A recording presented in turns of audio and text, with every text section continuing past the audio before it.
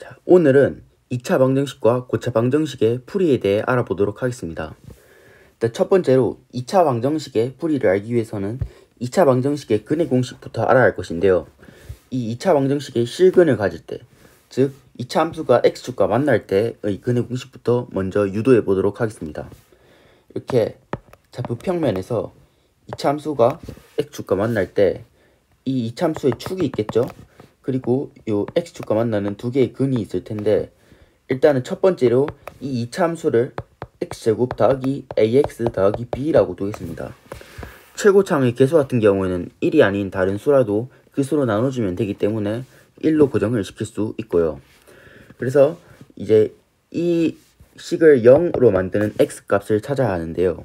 근데 저희가 지금 두 근을 알파와 베타로 뒀으니까 이 식은 x 빼기 알파 곱하기 x 빼기 베타로 고쳐 쓸 수 있습니다. 이것을 전개시키면 x제곱 빼기 알파 더하기 베타 x 더하기 알파 베타가 되는데요. 이제 요 위의 식이랑 아래 식이랑 같아야 하기 때문에 마이너스 알파 더하기 베타는 a가 같을 것이고 알파 곱하기 베타는 b와 같게 될 것입니다. 자, 그래서 이제 이 그림에서 요 축의 위치는 두 근과의 거리가 같겠죠.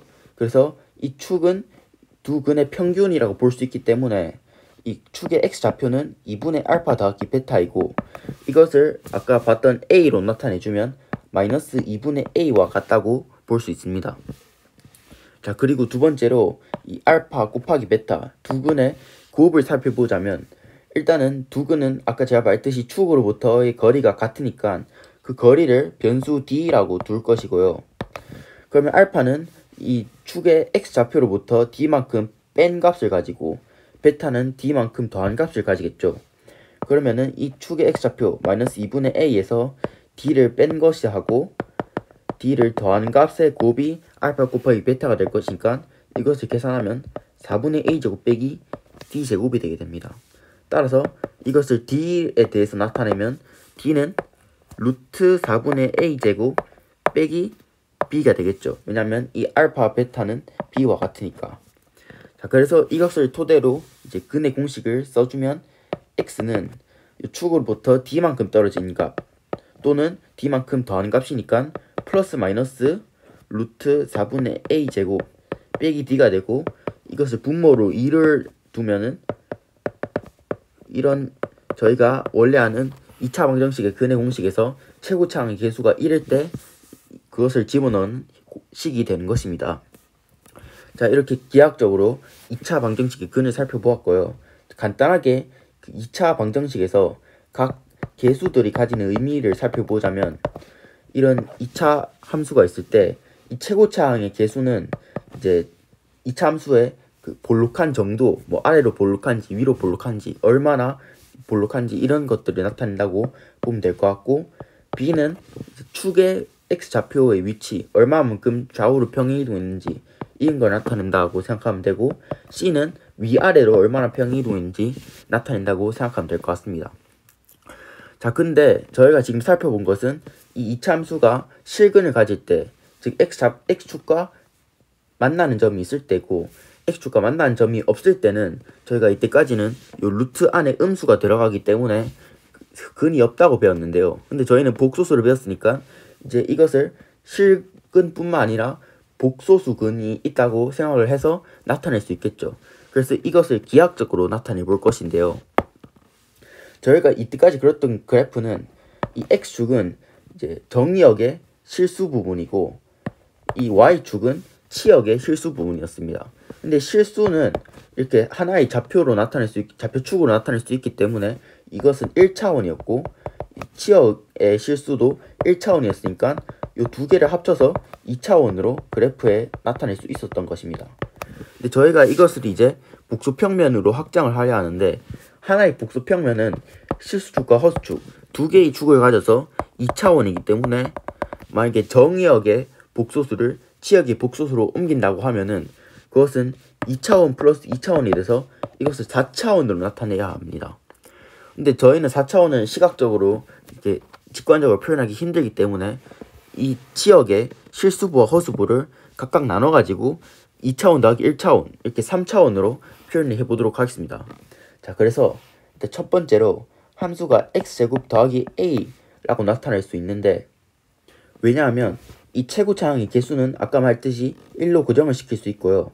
1차항의 개수 같은 경우에는 어떤 2차 함수가 주어져도 이것을 평행이동시키면 이 축이 y축과 같게 평행이동시킬 수 있기 때문에 이 1차항의 개수를 0으로 고정시킬 수 있습니다.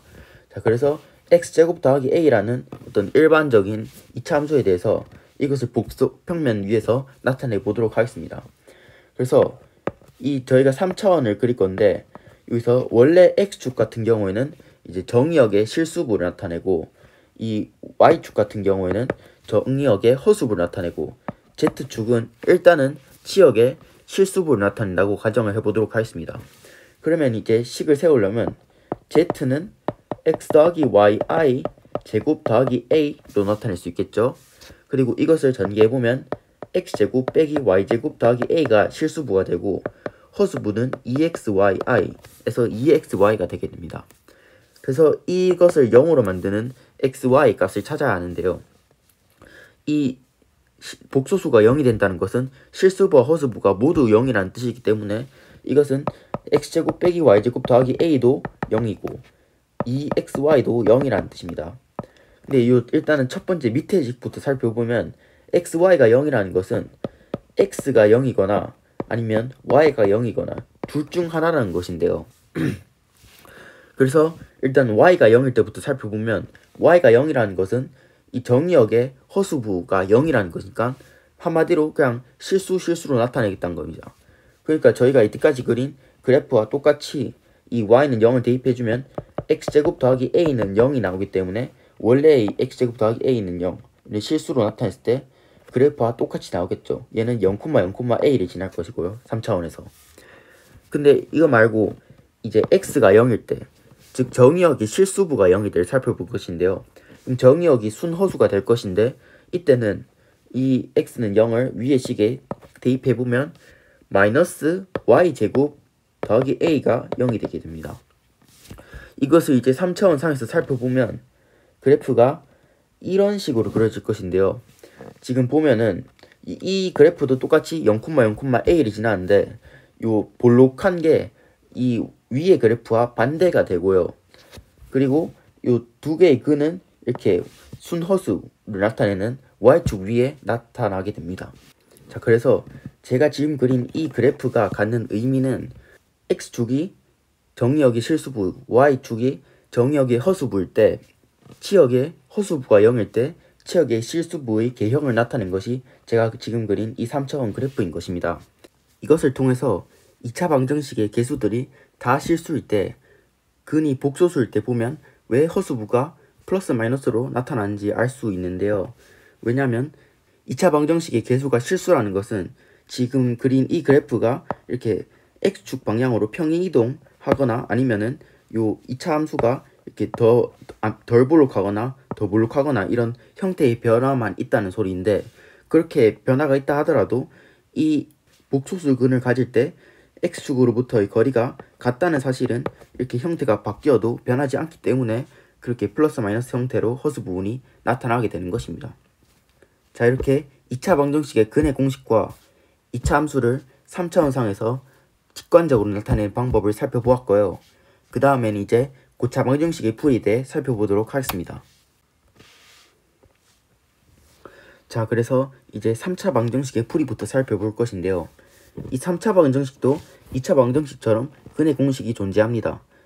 사실 이 근의 공식은 3차 방정식과 4차 방정식까지는 이렇게 초등함수로 나타낼 수 있고 5차 방정식 이상으로부터는 초등함수로 유한하게 나타낼 수 없다는 것이 증명되어 있는데요. 우선 3차 방정식의 근의 공식을 구하는 방법부터 살펴보겠습니다. 3차 함수는 x세제곱 더하기 ax제곱 더하기 bx 더하기 c와 같은 형태로 나타낼 수 있고, 여기서 x의 특정 값을 빼게 되면 x세제곱 더하기 px 더하기 q와 같이 2차 함수의 개수를 0으로 고정시킬 수도 있는데요. 그래서 이제 이런 형태의 방정식이 0이 되게 만드는 x값을 찾으면 됩니다. 근데 여기서 1강 때 배웠던 곱셈 공식을 활용해서 3차 방정식의 근을 유도할 수 있는데요. 저희는 곱셈 공식에서 x세제곱 더하기 y세제곱 더하기 z세제곱 빼기 3xyz가 x 더하기 y 더하기 z 곱하기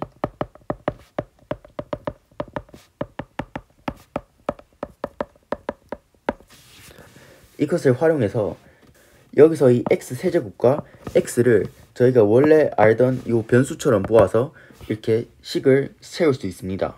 자, 그렇게 써주게 되면 x세제곱 빼기 3yz 곱하기 x 더하기 y세제곱 더하기 z세제곱이 되는데요. 여기서 마이너스 3yz는 p와 같게 되고 y세제곱 더하기 z세제곱이 q와 같게 되는 것입니다. 그래서 이것을 통해서 저희가 원래 PQ 값을 알고 있다면 식을 세워서 Y 값과 Z 값을 2차 방정식의 근의 공식을 통해서 유도를 해낼 수 있고, 그것을 통해서 지금 이 식이 이것과 같이 인수분해가 될 수 있는데, 여기서 X의 한 근은 마이너스 Y 마이너스 Z가 될 것이고, 나머지 요 식은 2차 방정식인데 X제곱 그리고 X는 마이너스 Y 마이너스 Z로 묶이고 상수항은 y제곱 더하기 z제곱 빼기 yz 이기 때문에 pq 값으로 yz 구했다면 이 2차 방정식도 아까 배운 2차 방정식의 근의 공식을 통해서 유도해낼 수 있어서 이렇게 3차 방정식의 근을 유도해낼 수 있습니다. 이것 외에도 뭐 3차 함수나 쌍곡 함수를 이용해서 유도해내는 방법도 있는데 일단은 자세한 거는 살펴보지 않기로 하고, 4차 방정식 역시도 이렇게 식을 변형을 한 뒤에 3차 방정식의 근의 공식을 이용하는 문제로 바꾸어서 4차 방정식의 근의 공식까지도 구할 수 있습니다. 자, 근데 사실 문제에서 3차 방정식 또는 4차 방정식의 근의 공식을 쓸 일은 없다고 볼 수 있고, 대부분의 고차 방정식의 풀이 문제들은 3가지 방법을 통해서 풀 수 있는데요. 일단 첫 번째로 복 2차식 형태가 있습니다. 이것은 직관적으로 바로 알 수 있는데, 예를 들어 x4제곱 더하기 x제곱 더하기 b는 0이다. 이런 것들은 누가 봐도 x제곱을 t로 치환을 해서 2차 방정식과 같은 문제로 바꿀 수 있기 때문에 이것은 치환을 통해서 바로 풀 수가 있고요. 두 번째로 이렇게 식이 대칭적인 형태를 띠는 경우가 있는데요. 예를 들어서 x4제곱 더하기 ax세제곱 더하기 bx제곱 더하기 ax 더하기 1 이런 경우에는 지금 bx제곱을 중심으로 이 계수가 대칭이 되고 있죠. 이것을 0으로 만드는 값을 찾기 위해서는 중간에 있는 변수인 x제곱으로 나누어서 x제곱 더하기 ax 더하기 b 더하기 x분의 a 더하기 x제곱분의 1는 0으로 나누어 준 다음에 이 x제곱 더하기 x제곱분의 1, x 더하기 x분의 1을 모두 x 더하기 x분의 1의 n제곱으로 묶어서 나타낼 수 있기 때문에 이것을 통해서 x 더하기 x분의 1을 뭐 t와 같은 변수로 치환을 하면은 2차 방정식 또는 3차 방정식과 같은 더 낮은 차수의 방정식으로 차수를 반으로 딱 나눌 수 있게 되는 것입니다. 고차 방정식이 이런 형태가 아니라면 대부분 조립제법을 통해서 풀리는 형태일 것인데요. 그 해도 보통은 마이너스 2와 2 사이에 존재할 것입니다. 그래서 이 조립제법을 쓰는데 도움이 되는 유리근 정리에 관해서 간단하게 살펴보겠습니다. 유리근 정리는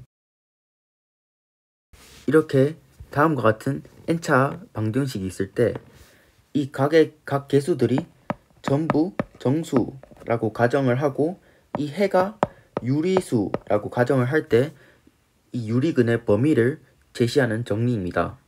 만약에 개수들이 정수가 아니라 유리수라도 그 분모를 곱해주면 정수로 바꿀 수 있게 되겠죠. 그래서 이 근이 유리수라고 했으니까 분수로 나타낼 수 있기 때문에 P분의 Q라고 나타내도록 하겠고요. 여기서 PQ는 기하분수라고 하면은 서로소라고 볼 수 있고, 또한 PQ는 이제 정수겠죠. 그래서 이 근을 요 방정식에 대입했을 때 0이 되어야 하기 때문에 그것을 넣어주고, 그리고 지금 마지막 항을 보면 이 an의 x의 n제곱에 p분의 q를 대입하게 되면 p의 n제곱분의 q의 n제곱이라는 항이 나올 건데, 여기서 이 p의 n제곱을 없애기 위해서 각 모든 항을 p의 n제곱으로 곱해주면 식이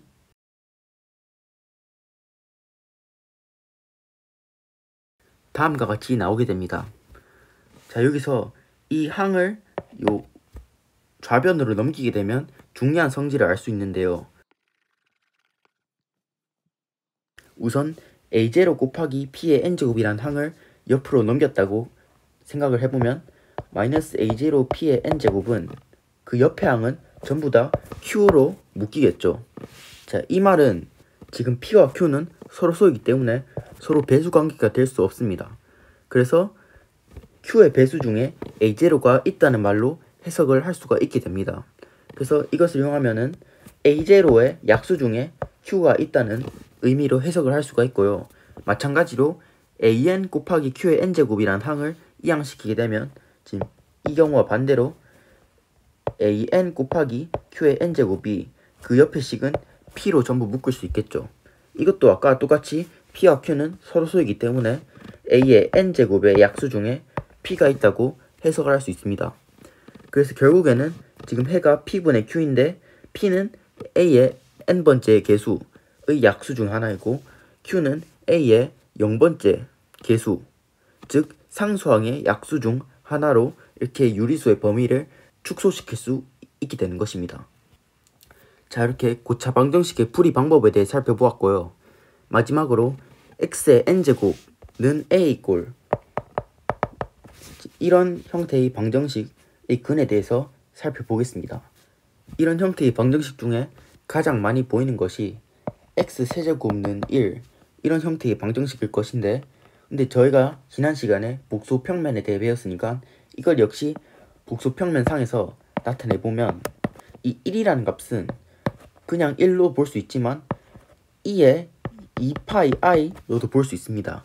왜냐하면 지난 시간에 2의 ix 제곱이 이제 1로부터 회전을 한 것으로 나타낼 수 있다고 생각을 했는데, x가 2파이라는 것은 2파이 라디안만큼, 즉 360도만큼 회전해서 제자리로 돌아왔다는 것이고, 1에서 360도 회전하면 다시 1이기 때문에 2의 2파이 i 제곱으로 나타낼 수 있고, 마찬가지로 4파이 라디안, 즉 720도만큼 회전해도 1이기 때문에 2의 4파이 i 제곱과 같고, 또 2의 6파이 i 제곱과 같고, 이렇게 쭉쭉쭉 쓸 수 있습니다. 그래서 이제 x의 세제곱이기 때문에 각 지수를 3으로 나눠주면은 x는 2의 3분의 2파이 i 제곱으로 쓸 수도 있고, 3분의 4파이 i 제곱으로 볼 수도 있고, 3분의 6파이, 즉 2파이 i로도 볼 수 있습니다. 여기서 2의 2파이 i 제곱은 아까 말했듯이 1이라는 값을 가지게 되고요. 3분의 2파이 i 제곱은 3분의 2파이가 120도이기 때문에 지금 이런 복소평면상에서 단위원을 그렸을 때 120도만큼 회전한 값의 복소수를 가지게 됩니다. 이 경우에도 마찬가지로 3분의 4파이만큼 회전한, 즉 240도만큼 회전한 복소수가 될 것이기 때문에 지금 각 근은 이렇게 단위원에서 각각 120도 떨어진 세 점을 나타내게 되는 것입니다. 저희는 보통 이 각 복소수의 근을 오메가와 오메가 바로 배우는데요. 여기서 수식적으로 이 복소수 근의 특징을 유도하는 방법은 x세제곱 빼기 1는 0에서 x 빼기 1 곱하기 x제곱 더하기 x 더하기 1로 나타낼 수 있고, 여기서 x는 1은 해 x는 1을 나타내고, 그리고 요 2차 방정식이 두 근 오메가와 오메가 바를 나타내는데, 2차 방정식의 근과 개수의 관계를 활용하면 오메가 더하기 오메가 바는 마이너스 1이고 오메가 곱하기 오메가 바는 1이야. 그리고 오메가의 제곱은 오메가 바고 오메가 바의 제곱은 오메가다. 이러한 특징들을 유도낼 수 있습니다. 근데 복소평면을 활용하면 이러한 성질들을 더 직관적으로 알 수 있는데요.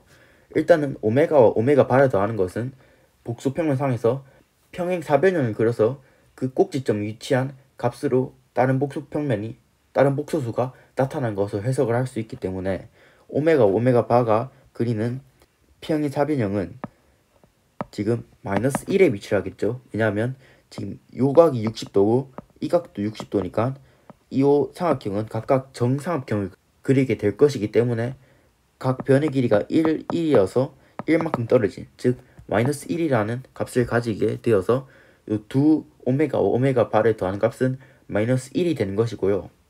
두 복소수를 곱한다는 것은 지금 2의 3분의 2파이 i 제곱과 2의 3분의 4파이 i 제곱을 곱하는 것과 같은데, 이것을 곱하는 것은 지수상에서는 덧셈이 되기 때문에 2의 3분의 2파이 더하기 3분의 4파이는 2파이죠.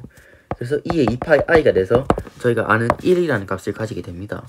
그래서 이러한 특징까지 직관적으로 알 수 있고, 오메가 제곱이 오메가 바가 되거나 오메가 바의 제곱이 오메가 되는 것은 지금 오메가가 120도 회전한 상태에서 오메가를 한번 곱하면 120도 더 회전하게 돼서 240도 회전한 복소수가 되는데, 이는 오메가 바와 같고, 오메가 바도 240도 회전한 상태에서 240도를 한 번 더 회전하면은 이 오메가와 같은 위치에 도달하게 되기 때문에 이러한 특징들까지 복소평면에 의해서 직관적으로 알 수 있게 됩니다. 이것을 x의 n제곱에 대해서도 확장할 수 있는데요. x의 n제곱은 a에서 a는 아까와 마찬가지로 a 곱하기 2파이 i 제곱 그리고 2의 4파이 i 제곱 쭉쭉쭉 해서 2의 2n 파이 i 제곱까지 쓸 수 있겠죠. 그러면 x 값은 a의 n제곱근에다가 2의 n분의 2파이 i 제곱 또는 2의 n분의 4파이 i 제곱부터 해서 2의 2파이 i 제곱, 즉 a의 n제곱근까지 근을 가지게 되겠죠. 여기서 지금 등호를 잘못 썼는데, 이 등호의 의미는 이 x가 각각의 근이 될 수 있다는 의미로 봐주시면 되겠습니다. 그래서 이것을 아까와 같이 복소평면상에서 나타내면은 크기는 a의 n제곱근이 될 것이고, 각 각도는 n분의 2파이만큼 떨어진 근들이 이렇게 나타낼 수 있을 것입니다. 그래서 이것을 통해서 이제 복소근의 각 성질들을 직관적으로 생각을 해볼 수 있게 되는 것입니다. 자, 이렇게 2차 방정식과 고차 방정식의 풀이에 대해 살펴보았습니다.